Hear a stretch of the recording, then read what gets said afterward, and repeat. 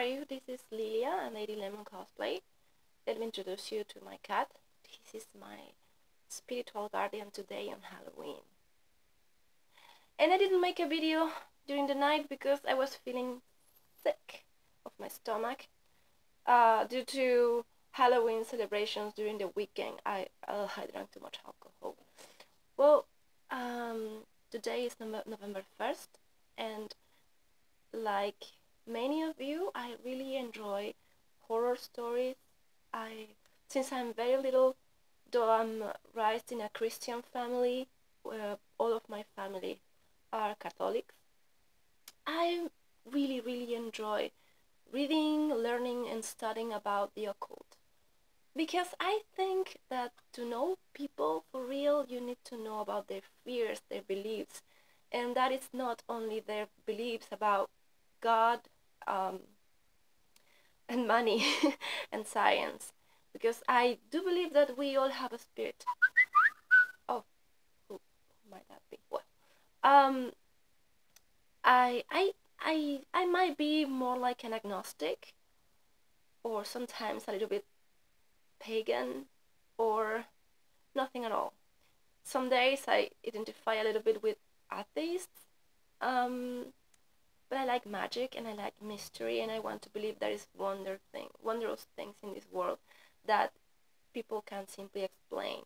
Miracles, I do believe in them, and I don't know, I think the occult makes the life more interesting. I love ghost stories. This is one of my favorites from my childhood. It's in Spanish, of course, but you know, during the 80s or the 90s, we didn't have Wikipedia. We have to go to books and magazines, and this content, you can find more content here in this kids magazine than in half Wikipedia today. While I'm working on my Siren cosplay for Thursday, let me tell you about one Halloween spooky story. Let's say it's for Halloween, but it happened to me about a month ago. I was traveling through Argentina in the province of Tucumán, which is a little bit the land of the witches here in Argentina. And we were several people prejudging for the cosplay contest, and I do have some how do you say, testigos, people who saw. No, they didn't see anything, but I was there when it happened. They were there when it happened. We were 4 people, and one of the cosplayers. We were judging them.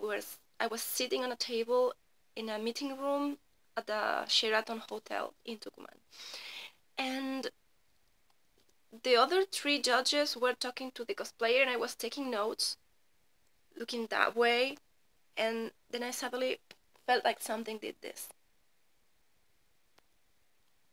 And I knew there was no one behind me. I knew it, so I got surprised since the beginning, and but I did call the attention of one of the girls, and I asked her. I told her, this just happened. Somebody touched the back of my head, but there's no one. And she said, oh yes, sure, these things happen here at this hotel. Then I left, and you know, I was busy. There were like 30 cosplayers that we had to judge, so there was no time for that. And well, at the end of the event, I forgot about it with the emotion of the contest and the show. I was singing for the first time, so I didn't pay much attention to that. I said to myself, I will ask her later, and then I forgot. Next day, I wasn't traveling alone. I was with somebody else, and this person in the morning tells me, I had a weird dream.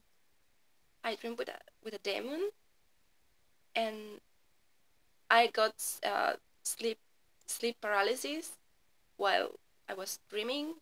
I woke up, I tried to move and I can't, and I feel like something is hitting on my neck. Whoa, And I didn't tell this person before it happened. And I suddenly remember that, and we were like, whoa, spooky. You know, sometimes spirits can travel with you. And that's my most recent spooky story. If you want to hear another one,